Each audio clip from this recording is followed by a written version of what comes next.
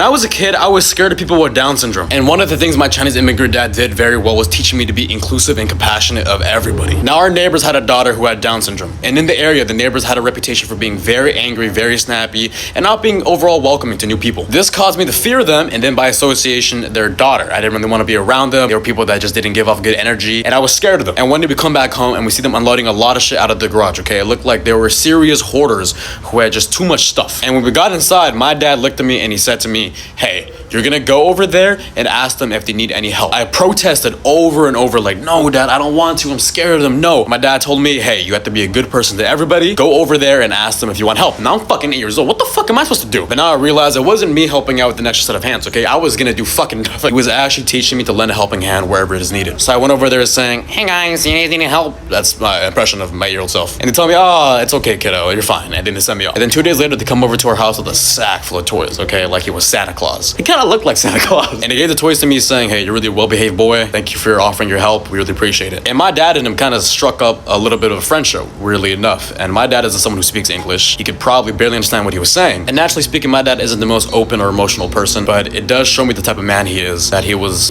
trying to teach me as a kid to go over to the neighbors and lend them a helping hand. So moral of the story, in the future when I'm a parent, every single summer, I'm gonna send my kids to a labor camp, and then they're gonna do as much work as possible. All right, it's gonna instill diligence and hard work. Peace.